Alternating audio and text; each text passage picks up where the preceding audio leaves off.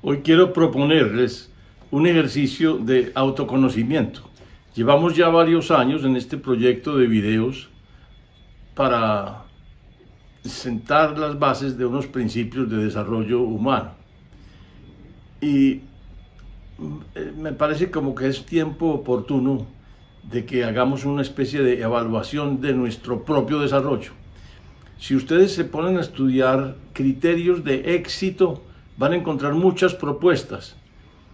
Pero a mí me parece que ese ejercicio de criterios de éxito no debe hacerse de ninguna manera como a la luz de unos criterios estándar para todo el mundo. Yo hago el ejercicio básicamente para evaluar qué tanto finalmente soy yo fiel a mí mismo, a las cosas que siento, pienso y creo. Y creo que así se debe hacer el ejercicio. No es un ejercicio estándar para todo el mundo, sino que cada uno debería aplicarlo con el propósito de conocerse más a sí mismo y ver hasta qué punto se está siendo fiel a las decisiones y creencias y valores que ha desarrollado. Ese para mí es el objetivo. Ahora quiero empezar básicamente enumerando las cosas que yo evalúo de mi propia vida a estas alturas de mi existencia. La primera cosa que yo evalúo y que me parece fundamental es mi atención, porque es la herramienta fundamental con la cual trabajamos los asuntos de conciencia. Entonces yo lo que me veo mucho y muy frecuentemente es monitoreando cómo está trabajando mi atención y en qué estoy mejorando y que estoy descubriendo, por ejemplo, de asuntos nuevos que esté, por ejemplo, trabajando yo, digamos, de una manera mecánica, sin suficiente deliberación. Entonces, miro y aplico mi atención a eso. También estudio con mucha frecuencia qué ocupa más mi atención, si los eventos externos o los eventos internos, y cuál es el criterio básico para, digámoslo, hacer una prioridad allí. Porque lo que me he formado como claridad en mí mismo es esto. Yo normalmente, si no tengo alguna alteración interna, alguna perturbación interna, estoy atento afuera, qué es lo que está pasando.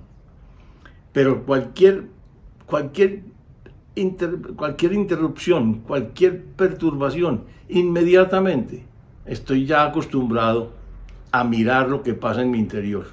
Y creo que ese es, para mí, ese es el objetivo fundamental, estar creciendo en atención. Segundo, ¿qué es lo que más me importa de mi desarrollo? Es la serenidad. Yo por encima de todo busco y monitoreo con mucha frecuencia cuál es el nivel de serenidad de mi ser. ¿Por qué? Lo he dicho varias veces, porque en el nivel más profundo de serenidad está el máximo potencial de inteligencia, el máximo potencial de creatividad, el máximo potencial de solución de problemas, el máximo potencial inclusive de energía y el máximo potencial de motivación que podemos desarrollar. Entonces, como son las bases de todos los recursos mentales de nuestro ser, yo lo primero que busco y por encima de cualquier cosa, aparte por supuesto de la atención, es la serenidad. Y por supuesto para mí es equivalente a lo que mucha gente llama la paz mental, pero para mí es más profundo el concepto de serenidad que la mera paz mental, porque la paz mental para mí es como la ausencia de conflictos, pero para mí la serenidad es un estado de profundo estado potencial, es mucho más allá que simplemente no tener conflicto. Es estar en un estado tal que los potenciales internos estén en su máximo. Y en ese sentido, ese máximo es un estado básico altísimo de alerta, porque ese es un estado de conciencia. Entonces, para mí, ese es el objetivo fundamental. Después de esas dos variables fundamentales, yo estudio mis emociones. Veo con mucha frecuencia que estoy monitoreando cómo están mis emociones. Muy específicamente me interesa desarrollar emociones positivas, pero muy centradamente en agradecimiento. Por alguna razón me ha parecido que es tal vez la emoción más determinante en mi vida, por lo menos, de mi positividad. O sea que cuando yo estoy agradecido, tengo más capacidad de amor, tengo más capacidad de valorar al otro, más capacidad empática, más capacidad de admirar, más capacidad de entrega, más capacidad de escuchar a fondo a los demás. Entonces yo, por encima de todo, busco ejercitarme en agradecer cada vez más todos aquellos aspectos de la vida que están asociados a un estado de aumento de conciencia. En cuarto lugar, miro mis relaciones interpersonales. Es demasiado importante para mí este criterio. ¿Por qué? Porque yo antes que nada busco ejercer mis relaciones de acuerdo a lo que siento. Escúchenme bien. Yo no hago, digámoslo, relaciones como con deberes, con un deber ser. Yo lo hago es atendiendo a lo que siento de verdad. Y lo que busco es de ninguna manera bloquear un afecto mío o disminuirlo o equipararlo a otro. No, yo no admito eso. Ni admito compensaciones. Yo no puedo decir que es que ya que amé tanto a esta persona, entonces tengo que amar a esta otra también en igual medida. No, yo no hago eso, nunca. Yo simplemente respeto es lo que me nazca, lo que me nace del corazón, eso es lo que hago. Y eso regula mis relaciones. Entonces, lo que busco es respetar justamente ese sentir. No busco cambiarlo, no busco modificarlo, busco es aprender de él, determinar cuál es. Y, por supuesto, a veces hay situaciones en que hay que elegir, por ejemplo, la compañía entre dos personas, por decir alguna cosa. Y ahí sí miro con mucho cuidado que se me impone con más fuerza. Si acompañar a una persona que por alguna necesidad requiere más apoyo, o es más vulnerable, o está más confusa, o yo sé que, por ejemplo, mi compañía en una determinada situación le puede ayudar muchísimo más a su propio desarrollo, a su propia tranquilidad, a su propia serenidad, o a su energía, o a su salud. Entonces yo, ahí sí, digamos, pondero cuáles son las circunstancias y el relacionamiento que puede ser más indicado y beneficioso de acuerdo a lo que yo sienta.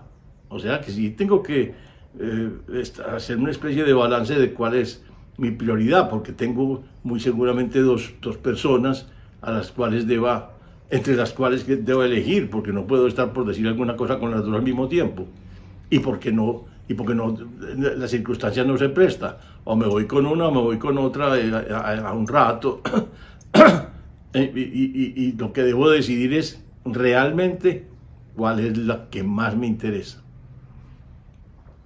Después de mis emociones y de mis relaciones, yo ya me ocupo es como de mis hábitos diarios. Y ahí quiero hacer un pequeño resumen de los hábitos, por si acaso les sirve a ustedes para buscar los propios. Pero yo básicamente miro los hábitos, digamos, más fuertes de mi diario vivir. Y para mí el más fuerte, al que más le dedico horas, es la lectura, el estudio y el aprendizaje a través de la lectura. Hace poco dejé constancia en un short de un evento muy importante de la lectura sobre mí, y es que muchos años yo estuve pensando en una idea que me llegaba muchas veces desde el exterior, que decía que cuando una persona leía un libro no quedaba igual, algo se transformaba en ella de tal manera que ya era una persona distinta después de haber leído el libro. yo realmente me aplicaba eso a mí mismo y no encontraba que eso fuera exactamente una verdad muy pura. Pero recuerdo mucho en mi juventud cuando tuve acceso a unos libros de Giovanni Papini. Eran tan importantes por la manera como él tocaba unos temas que yo jamás lo hubiera hecho, jamás hubiera tocado esos temas, porque eran temas tabúes para mí.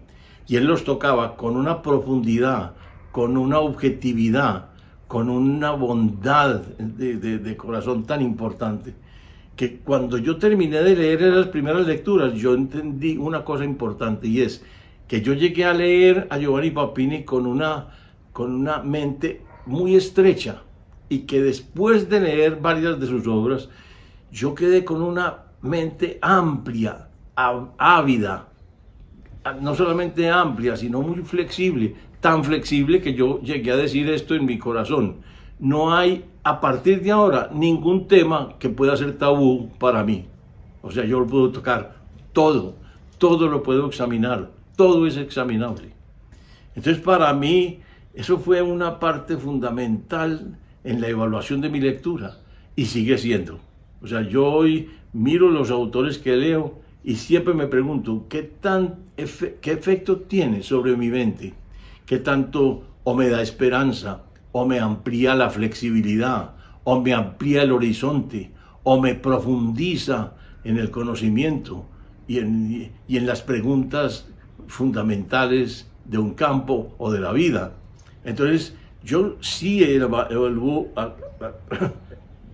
básicamente al autor, y busco los autores que tienen un efecto profundo sobre mi ser, y por eso, y de ahí saco las recomendaciones que haga. Yo he visto mucha gente que recomienda qué libros debería uno leer en la vida. Eso para mí es una selección totalmente personal, es como este ejercicio.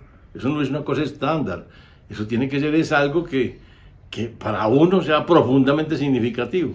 Si a mí me gusta, por ejemplo, Víctor Hugo, pues bueno, perfecto, yo lo reconozco y lo recomiendo, pero no puedo decirle a la gente que es que uno antes de morirse tendría que leer Los Miserables, por decir alguna cosa. No, yo no puedo decir eso y no lo hago.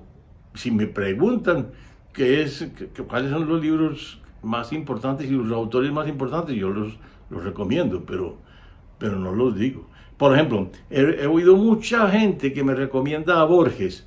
Yo leo a Borges y lo agradezco y me nutre, pero para mí no es de ninguna manera el gran autor que me inspira y me abre la mente, a pesar de que tengo algunos poemas suyos que jamás olvido, que siempre tengo presentes. Por ejemplo, El Alquimista, para mí siempre está presente, nunca me olvido de él. Y las imágenes que él pone son para mí absolutamente poéticas, bellas y profundas. Pero al compararlo con otros autores, no tiene el mismo efecto sobre mí. Entonces yo evalúo, y casi que capítulo por capítulo, leyendo un libro, por ejemplo, de historia, que me gusta mucho, y asociado a la historia, a la novela histórica concretamente, porque hay gente que maneja muy bien la novela histórica, o sea, que los datos que tiene son absolutamente históricos y bien traídos. Pero hay autores de autores. Entonces, por ejemplo, por decir alguna cosa, Posteguillo es un doctor europeo especializado en Roma y súper especializado en Julio César. Entonces, yo leo y cada capítulo para mí es una lección de estrategia. Estamos estudiando, por ejemplo, cuántos años y cuánto tiempo y en qué campañas estuvo empeñado César en el 58 a.C. hasta unos 3, 4 años o 5 en la Galia, conquistando la Galia, pero más que conquistándola, haciéndola romana, romanizando la Galia y llevando los límites de Roma hasta el Rin. Pero uno, cuando está leyendo a Posteguillo, uno en cada episodio, en cada capítulo, encuentra una lección de estrategia. Así que para mí eso es brillante, es decir, es un tipo como que de un espíritu didáctico tan fuerte que se esfuerza para que cada capítulo tenga una lección específica.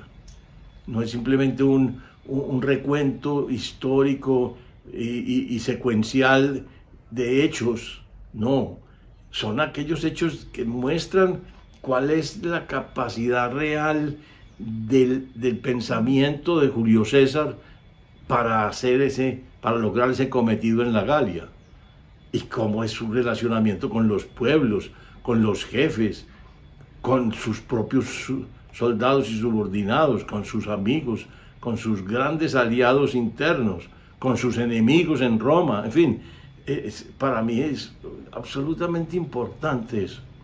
Entonces lo que vigilo siempre no es solamente el contenido, que para mí es importante, pues, y a la medida en que sea más verdadero y más cercano a la realidad, pues todavía más valioso es para mí, por supuesto, porque me interesa es lo que sea verdadero. Pero esencialmente lo que me interesa es cómo quedo yo después de la lectura. Y cuáles son los espíritus, por lo tanto, y los amigos, los grandes mentores en que uno puede confiar. De ahí he derivado, por supuesto, la escala de los maestros que he admitido en mi vida. Son grandes maestros, y de los grandes maestros tengo grandes, digámoslo, ejemplos. Digamos, épocas de mi vida que estuvo marcada mucho por Jesús, otras por Sócrates, otras por Lao Tse, que son como los grandes maestros espirituales de mi vida. Pero cada uno a su manera y en su modo y en su momento. Entonces, para mí ha sido muy importante saber realmente también cuáles son los mentores que vale la pena uno tener claros.